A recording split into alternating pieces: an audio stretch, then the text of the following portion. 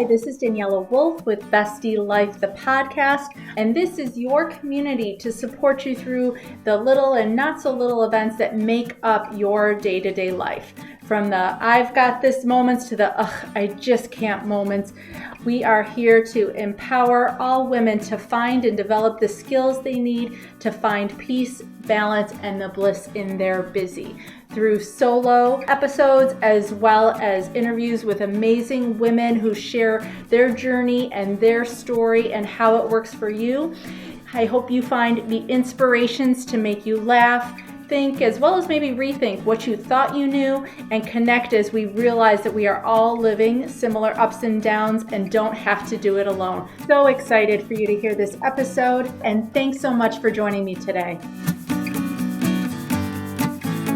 Hi, this is Daniela with Bestie Life, the podcast. And today I am so excited for you to get to meet Kristen Johnson. I have had the privilege of knowing Kristen probably since I started my business almost 4 years ago. She was working in marketing at the time. She has an award-winning marketing and communications leader with more than 20 years of experience. And over the course of her career, and I'm sure she'll tell us a lot about it, she's been in journalism, healthcare, higher education, advertising, tech, and advocacy. She's now doing websites for small business owners. She has a graduate certificate in marketing management and digital strategy from Harvard. And she's just a super fun person. She's an amazing human being. She loves to connect and collaborate. And I'm just so excited for this episode. So thank you so much, Kristen, for joining me today. Well, thank you for having me. Goodness, I hope I can live up to that introduction. And I don't even feel like that is like the tip of the iceberg as far as how you help other business owners, specifically women business owners, as well as what you do. So can you share a little bit about your journey and your story and what brought you to where you are today? Sure. So my journey started, I was a very green news reporter, a very young kid. But I loved being in journalism because it helps just sort of inform people and sort of break down those barriers. So if you can't attend the city council meeting or you can't go to the county commissioner meeting, you still know what's happening in your community and what are being done with your tax dollars and how you can get involved and make a difference. So that's what got me sort of started in my career, sort of as a communicator and as a writer. And the more I sort of progressed into my career, I sort of took maybe a little career off-roading for a journalist. They say that I went to the dark side. So I started working in marketing and public relations, which is very much the opposite of journalism. So in journalism, you're telling it like it is. And then in marketing, you're telling it like you hope it will be. So you're hoping to inspire people to move, people to buy from you, all that good stuff. So I went to the dark side, worked in marketing for a while, and I landed in fund development, and I worked for Jamestown Community College. JCC is near and dear to my heart. That's where my college career started. I didn't have a lot growing up. So for me, I was the first person in my family to go to college, and I landed at Jamestown Community College. So to come full circle and start working for them sort of during my career was like, it was just gold. I mean, That's awesome. I could look at those kids, they're all nervous, they're checking their schedules, where do I got to go? And it was like, I could just see myself, 20 years before. And in fund development, I worked for the JCC Foundation, raising money for scholarships and for improvements on campus. And that taught me the importance of storytelling.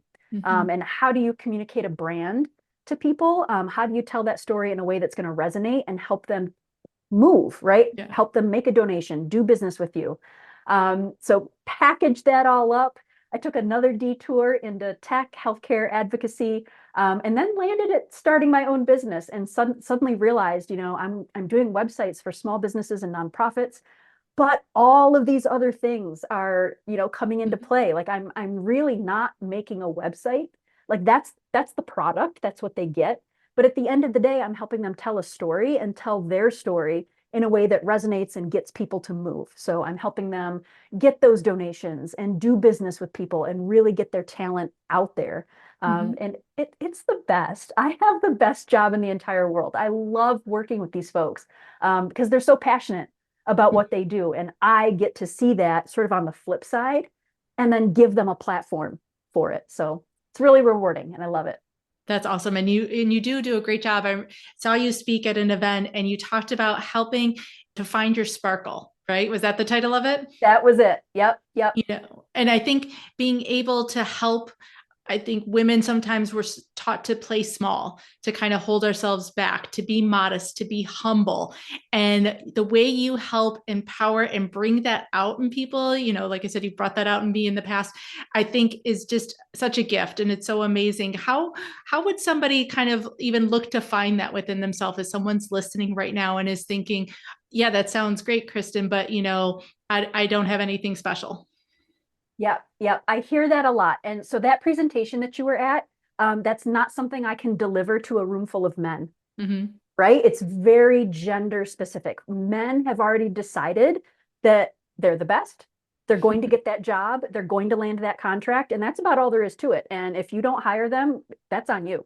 Yeah. Right? But women, when we put ourselves in those spaces, it's like you said, we are trained by the forces of society, we'll say, to play small. We internalize it when, we don't feel like we're welcome at a table, or we don't feel like, oh, did they like us? Or, is this because they don't like me or they don't want me around? Like, we don't think of ourselves like, oh yeah, I'm going to get that job. I'm going to land that contract. They deserve to work with me. Right. So I would say, like, to someone who says, I have nothing special, Mm-hmm. I would immediately say, yes, you do. Everyone has something special about them, whether it's the way you do business, the way you make people feel, just the way that you do certain things. If you look at me, like, there are a bajillion web developers out there. There are people who are better than me, faster than me, and cheaper than me, but nobody does it the way I do it. Nobody has my sparkle, and Mm-hmm. nobody else has yours either. So everyone has something about them that's unique and amazing. And it might not be you looking in the mirror at yourself and saying, gosh, what's amazing about me? You might have to ask some of your close friends and be like, hey, what is it about me that really sets me apart or makes me special? And if those folks are anything like my folks, they will straight up tell you, this is what I love about you. This is what you're amazing at. And that can start a whole different conversation with yourself and a totally different way of seeing yourself. Yeah. And I think too, sometimes we can define ourselves to, it has to be just about business. It has to be just about the way. And I think how we show up in life, like you said, that's the magic of what we bring to what we do. Even for me, there's Yep. other people that talk about self-care and burnout, but nobody else has my story and nobody else does it like I do. Absolutely. And I was just kind of giggling when you said that. My very favorite movie in the entire world is You've Got Mail. Mm-hmm. And it's a rom-com. It's a Nora Ephron movie. Meg Ryan, Tom Hanks, like, of course, they're in like every Yeah. rom-com, right? But like, there's a line in that movie that has always stuck with me.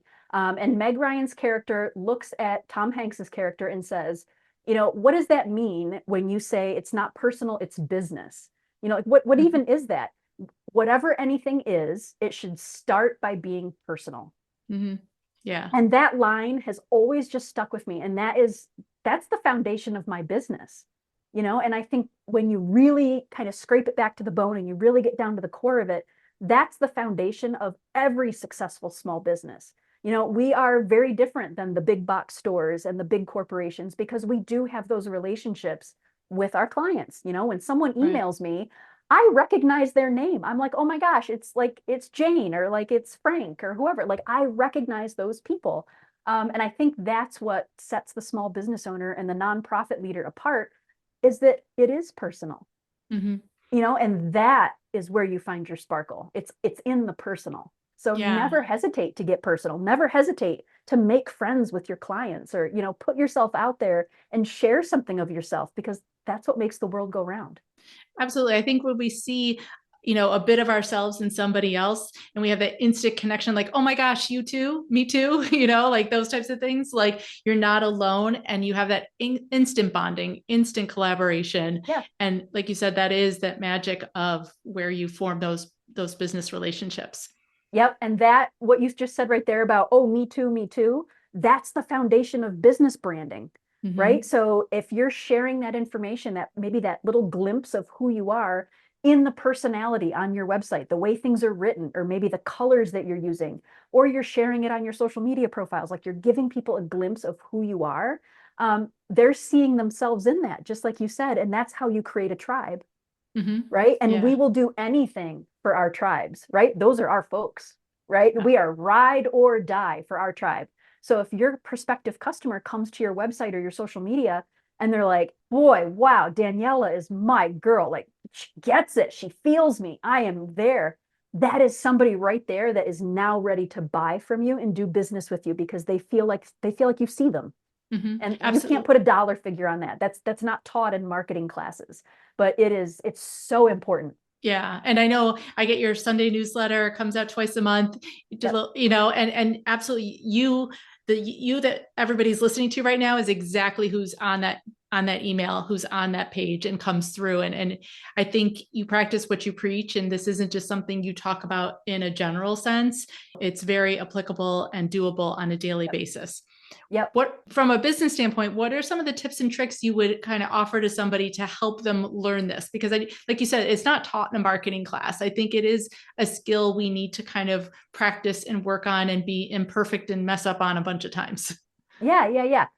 So I would say like start with that conversation, maybe with, your spouse or your partner or your closest friends, and just ask them like, hey, what is it about me that gets you? Like what do you see in me?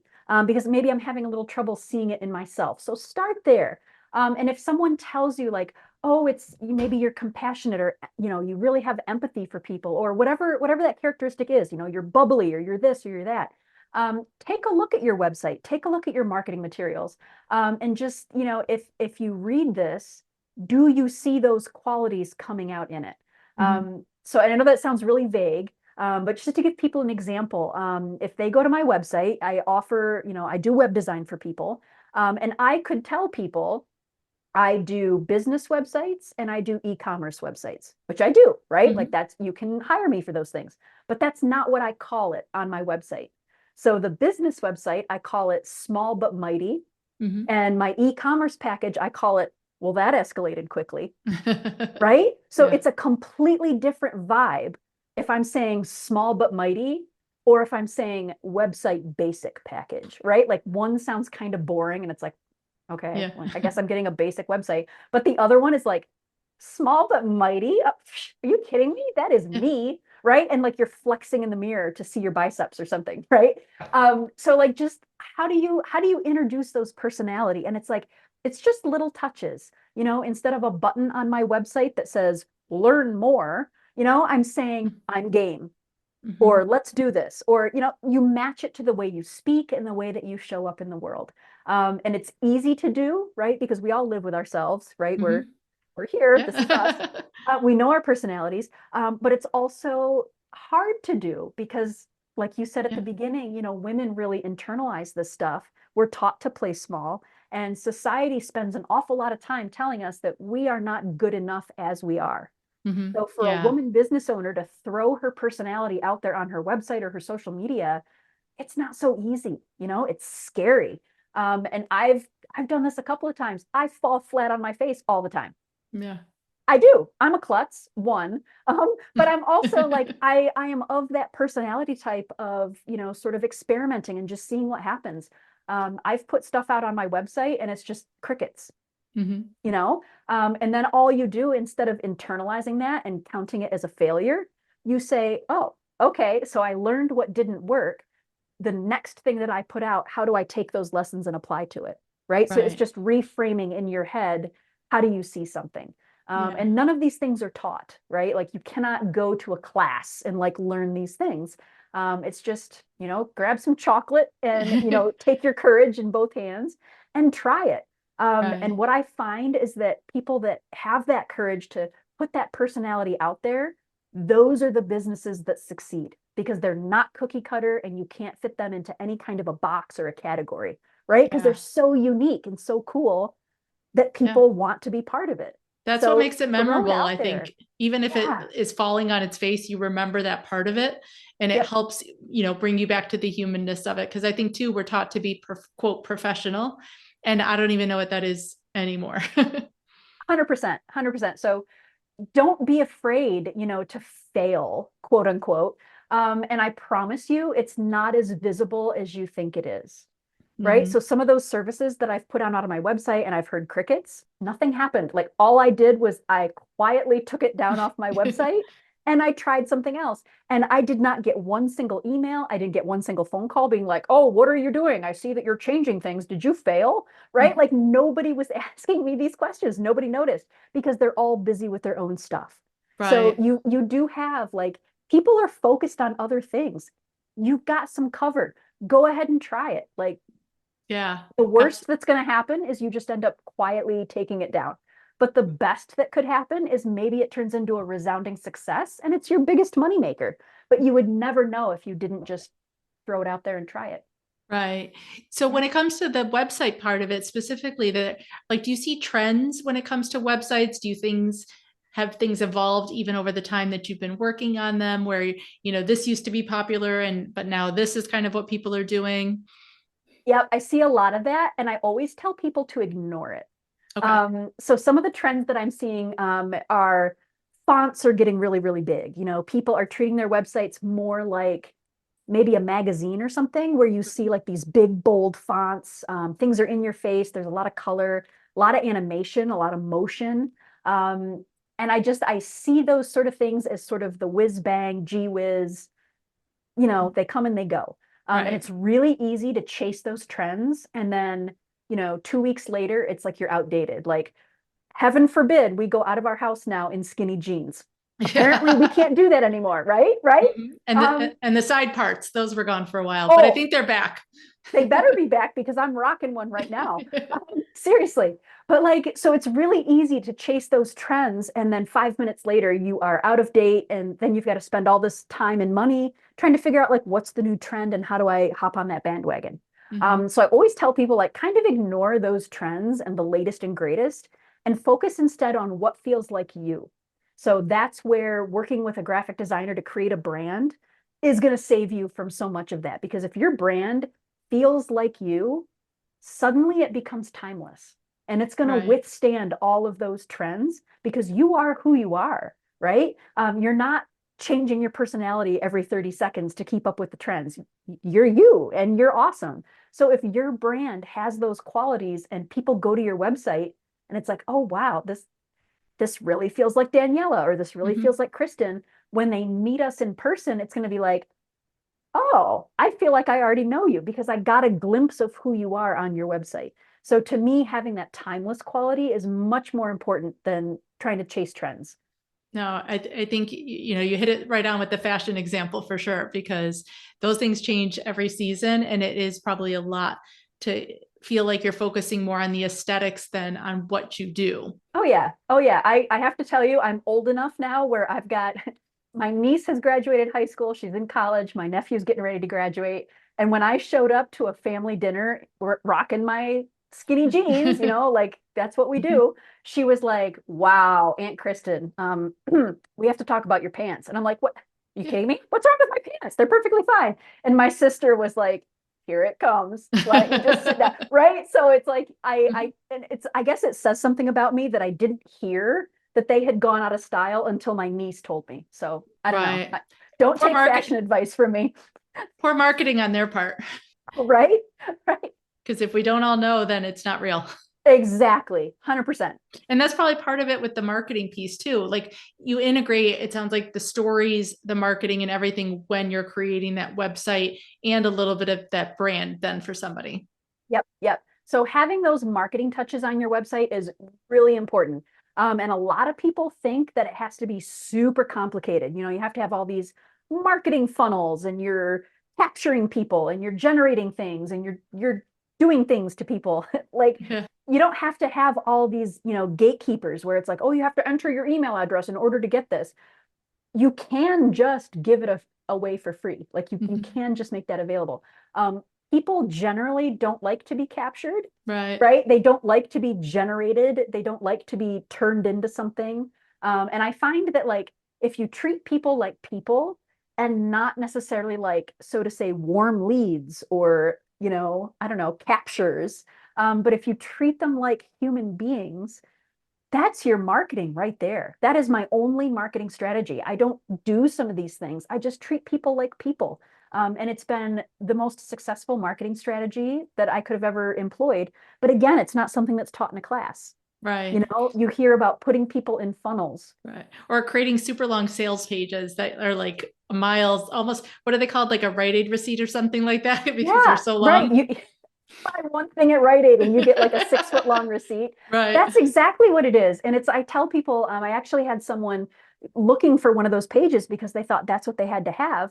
And I asked them, I said, well, if you were the customer, would you want to read that? Like, have you ever read a page like that on someone else's website and then done business with them? And she paused and she kind of looked at me and she was like, come to think of it, no. And I said, Mhm. well, does that feel like you?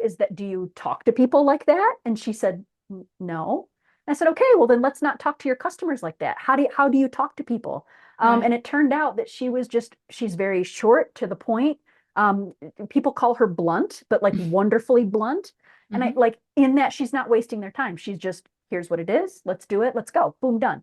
Right. So I said, your website should feel like that. So let's not do the Rite Aid receipt. Let's just do the Target receipt where it's like, I bought one thing and my receipt is 4 inches long. Boom, done. That's perfect. Yeah. So I love that it's not one size fits all. I love that you're kind of giving us that permission that we need to kind of do what feels right, do what we need to do, and what's going to be best for us. Because I think I know myself and so many people listening, you hear all these different things and then we try and smudge them all in. And it does get to be kind of like just way too much information and we scare people away. Yeah, 100%.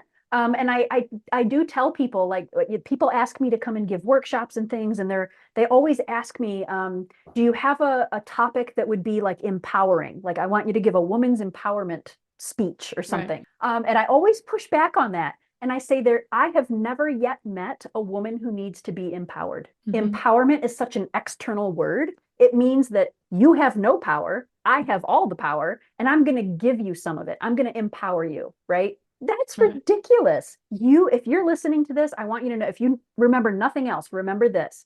You already have power, darling. It is baked in. It is 100% there from the get-go. You have worth and you have power, and you don't need me to give you permission. You don't need me to empower you. You just need to do what's right for you. Be yourself out there. Show that beautiful personality, show off your talent, and the business is going to come your way just because of who you are. Right. Preach. I love all that. I'm just like smiling from ear to ear if you could see me as you're listening to this podcast, And so I know you take all these things in, you live them, you emulate them, you embody all of them, Kristen, and when I talk to my guests and things like that, I always love to talk about how, they're taking care of themselves, and you've shared how you're doing all that. But when it comes to your self-care, I always think gratitude is kind of an underutilized form of self-care as well, because it's one of those things, it can travel with us. We can take it everywhere. It only takes a couple minutes. And so I always ask my guests, what are one or two things that you would say you're the most grateful for or Girl, I'm in your kind of journey? giggling at you. I don't know if you can hear me, but I'm giggling at you because this is maybe a window into who I am and what kind of a nerd I am.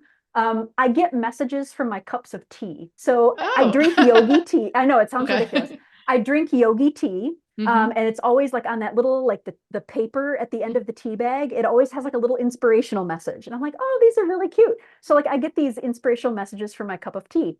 Um, and I'm not kidding you, the day I launched my business was February 27th, 2020. And I made Hmm. myself a cup of tea that day. And the message on the tea bag said, and I actually have it taped right here on my desk, and I'm going to read it to you. It says, without gratitude, there is no prosperity. I Love literally it. have it taped right here in front of me. I love So that. like just to hear you say that was like, oh my gosh, my tea gave me the same message. Hmm. There you go. Yes. So I 100% agree. Like gratitude is the center of everything. Like if you are kind of feeling down one day, you're kind of having one of those days, we all have them.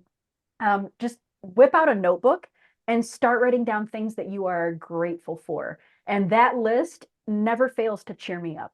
I mean, Hmm. it's everything from like the way that my dog wants to play with me and puts like her little chin on my leg, to my husband made me a cup of tea and it was perfect. And it like, so like all Hmm. those little things, they don't have to be Yeah. big. But I guarantee you that list is going to put a smile on your face. So super to answer your actual question, like to It's answer okay. that, I guess the things that I'm the most grateful for are the support of my husband and my family. Hmm. Without them cheering me on every day, without my husband constantly telling me like, I'm so proud of you, I love what you're doing. I have to tell you, like, this running a business is hard, right? So Yeah. like having that support just means the world. And then I would say, I guess the second thing that I'm absolutely the most grateful for is the support of all of the folks in my professional network. I have some of the best folks in my network, like in the entire world. They are absolutely glorious, wonderful human beings. They have supported me right from the get-go. And they speak my name in rooms that I'm not in, and they Hmm. do everything in their power to send business to me and help me succeed. And I think without those two things, the support of those two groups, I wouldn't be here. I wouldn't be as successful as I am today. And like, I don't know if you can hear it. I'm getting a little choked up there. But that gratitude, that's something I check myself with every morning. Like, these people believe in me. They're supporting me. Let's have a good day. That's fantastic. I love that. So how can people find you, Kristen? How can they work with you? Oh, girl, I'm kind of limited because I'm not on social media. I use Mhm. LinkedIn, which I guess is social media for old Yeah. people. That's what my niece tells me. So you Oh, I can thought find that me was on Facebook. LinkedIn. Well, apparently Facebook is now like skinny jeans, like you're not allowed Oh, to say gotcha. that you use it. So I guess it's gone the way of the dodo. I'm on LinkedIn. You can look me up at Kristen Johnson, or you can find Kristen Johnson LLC. Look that up. But I'm also on the web, kristenjohnson.co. Everything is Awesome. there, and you can sum up my entire website in 2 sentences. This is what I do. Let me know if you're interested. There you go. Awesome. Boom, mic drop. Mic drop. That's it. Well, thank you so much, Kristen, for joining me today. I'm so excited we got the chance to catch up again and just share you with my listeners. I'm so excited. Girl, you're wonderful. Thank you for having me. This was such a pleasure. Thanks so much again for joining me today. I hope you enjoyed this episode. Please let me know any questions or comments that you have. Also, if you can please leave an Apple 5-star review so that this episode can be shared with more women. There's 2 quotes that I love. Alone we may be strong, but together we are stronger, as well as when women support each other, incredible things happen. So let's be stronger and incredible together, as well as maybe just have some fun along the way. Thanks so much and talk to you soon. Bye.